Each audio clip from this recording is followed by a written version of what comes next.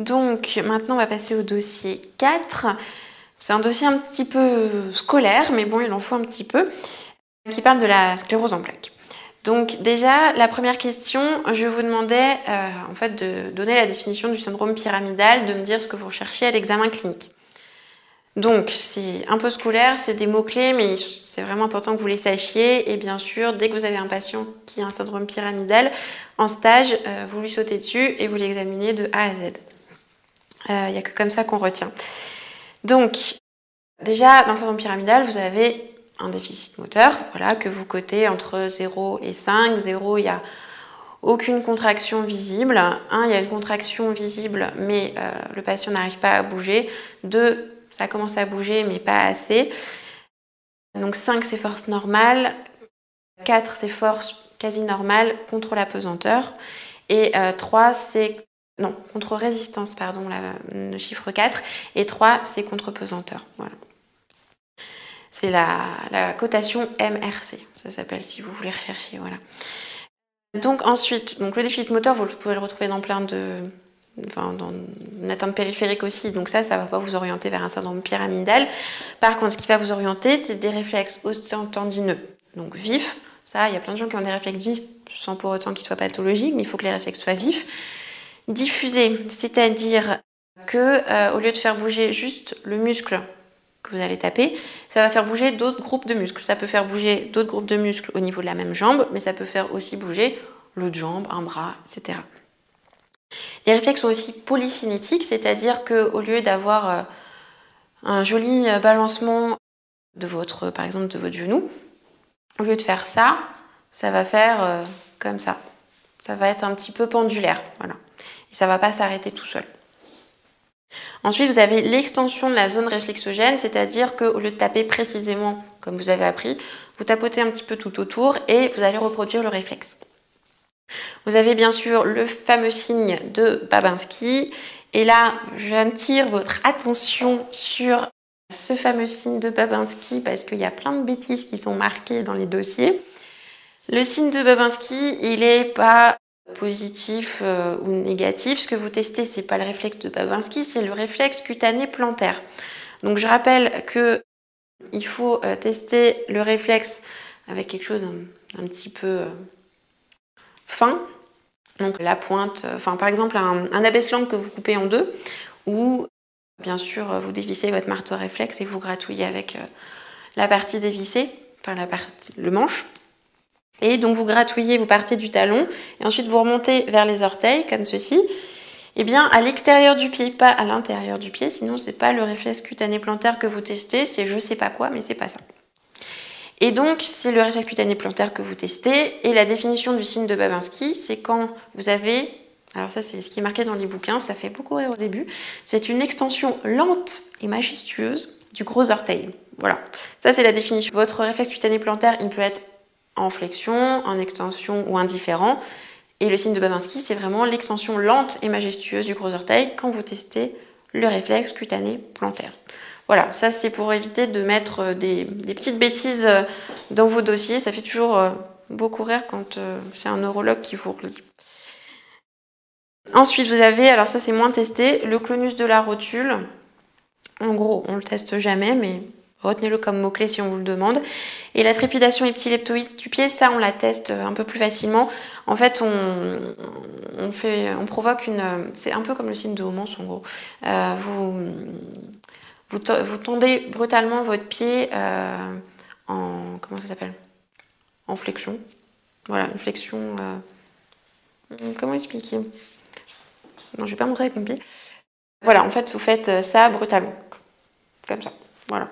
Et vous ressentez la jambe qui vibre, en fait, plusieurs fois.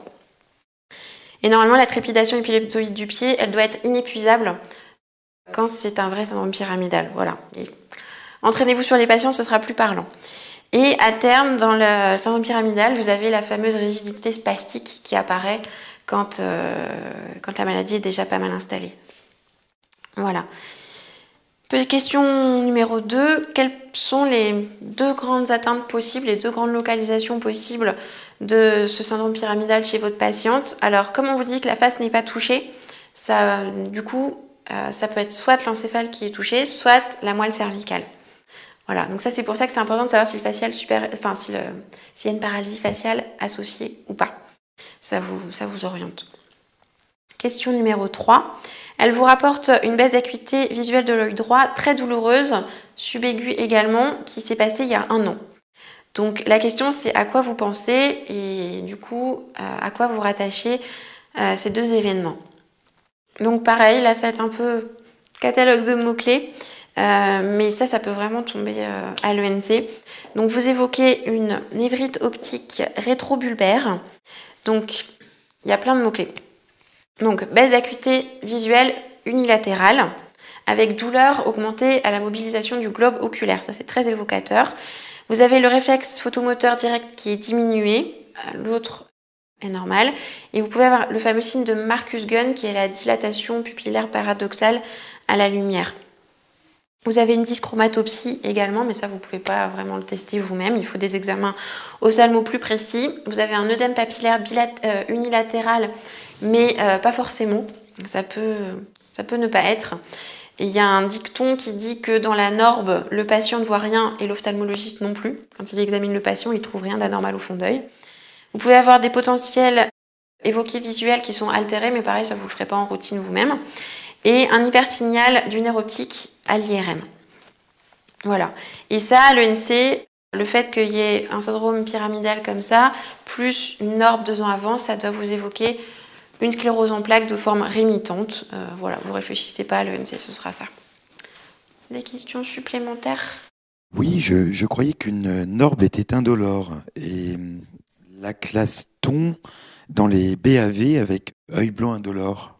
Alors effectivement, l'œil il est blanc et l'œil en lui-même fait pas mal. Par contre, c'est la mobilisation du globe oculaire qui fait mal et qui est très évocateur de norbe. Mais effectivement, normalement, c'est pas douloureux. L'œil en lui-même n'est pas douloureux. D'accord. Et j'ai une autre question. Que veut dire rémitante? En fait, ce qui est important de savoir dans la sclérose en plaques, c'est comment vous classez la sclérose en plaques. Il y a 3 formes de sclérose en plaques. La plus courante, c'est la sclérose en plaques de forme rémitante, justement, qui évolue par poussée. Et là, du coup, je vais faire un petit schéma quand même, ça va être intéressant à voir. Donc, en fait, vous avez 3 modes d'évolution possibles dans la sclérose en plaques. Donc, petit 1, petit 2 et petit 3. Donc, 1, la sclérose en plaques de forme rémitante. Donc, ça, c'est le temps. Voilà. Et en vertical, ça, c'est les poussées. Donc, une sclérose en plaques rémitante. Donc là, votre patiente, il y a 2 ans, elle a fait une norbe. Voilà. Et après, elle est revenue à son état de base, elle allait bien comme vous et moi. Et 2 ans après, elle a fait un syndrome pyramidal. Mais entre les poussées, elle va bien. En deuxième, vous avez la sclérose en plaques lentement progressive. C'est la forme la plus rare, celle-là. Donc en fait, ils font pas des poussées, les gens, mais ils s'aggravent petit à petit. Voilà, ils s'aggravent comme ça. Et après, vous avez la forme un petit peu mix, mélange entre les deux, qui est la forme secondairement progressive. Donc au départ, ils font des poussées, et après, ils continuent à faire des poussées, mais entre les poussées, ils vont garder des séquelles. Ils refont une poussée, puis ils gardent des séquelles, ils refont une poussée, ils gardent des séquelles, et ils s'aggravent petit à petit. Voilà. Donc ça, c'est la plus fréquente, la forme rémitante, c'est plus de 70% des formes. Ça, c'est à peu près, en gros, 20%, la forme secondairement progressive, et la forme progressive d'emblée, c'est à peu près 10%, et c'est la forme la plus sévère.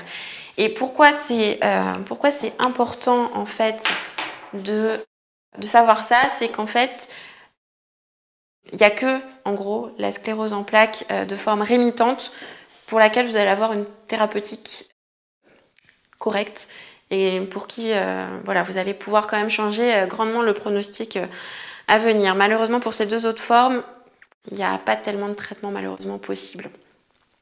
Voilà, je ne parle pas évidemment du traitement des poussées. Le traitement des poussées, c'est les bolus de corticoïdes, comme vous avez appris. Les bolus de corticoïdes, ils ne vont pas changer le pronostic à long terme de votre maladie, mais au moins ils vont soulager les gens des poussées. Et après, les traitements de fond, il ne faut pas les connaître pour l'ENC. En gros, retenez qu'il y a 2 traitements. Il y en a plein qui vont arriver sur le marché, mais qui ne sont pas encore complètement sur le marché. En gros, retenez l'interféron et la Copaxone. C'est les deux qui font référence actuellement, mais il y en a plein d'autres qui vont arriver sur le marché. Mais ne retenez pas ça, juste que vous ayez entendu les noms. Voilà. Donc ça, c'était pour le petit rappel concernant les formes de sclérose en plaques. Et maintenant, la question que je vous posais, c'était quels examens vous allez réaliser devant ce tableau, devant cette suspicion de sclérose en plaques. Donc, il y a plusieurs choses à faire. Déjà, l'imagerie cérébrale et médulaire, ça c'est indispensable. Donc, IRM de tout le rachis, enfin de toute la moelle épinière, et du cerveau. Donc, vous faites des séquences en flair, en T1, et vous injectez aussi du gadolinium. Je reviendrai après pour vous expliquer pourquoi c'est important de faire tout ça. Et ce que vous allez rechercher, c'est des hypersignaux de la substance blanche, en T2 ou flair, c'est la même chose, et qui se rehaussent aussi après injection de gadolinium. J'y reviens dans la question 5. Ensuite, vous allez analyser le liquide céphalorachidien par ponction lombaire. Donc ce liquide céphalorachidien, il peut être normal, ça n'élimine pas votre sclérose en plaques. Ou on peut retrouver une hyperprotéinorachie, mais assez modérée quand même. Quelques éléments, en général moins de 20 éléments par millimètre cube, et une synthèse intratécale oligoclonale d'immunoglobulines. C'est la fameuse électrophorèse des protéines du liquide céphalorachidien dont je vous parlais à un précédent dossier.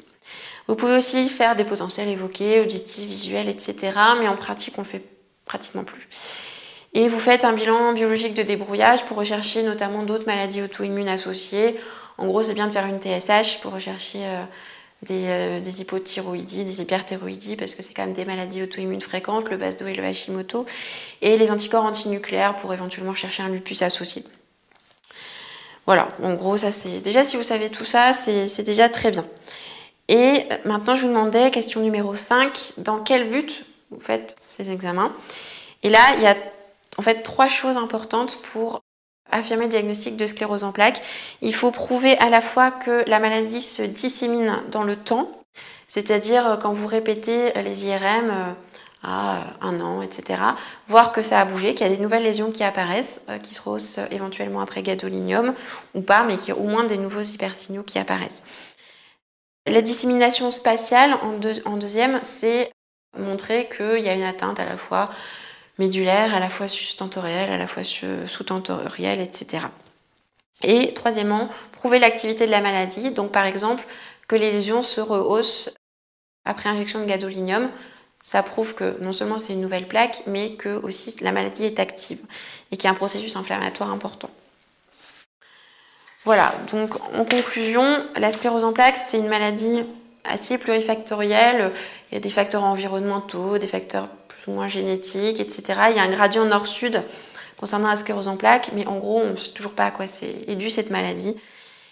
C'est la plus grande cause de handicap chez le sujet jeune. Et voilà, et le traitement, il n'est pas à connaître.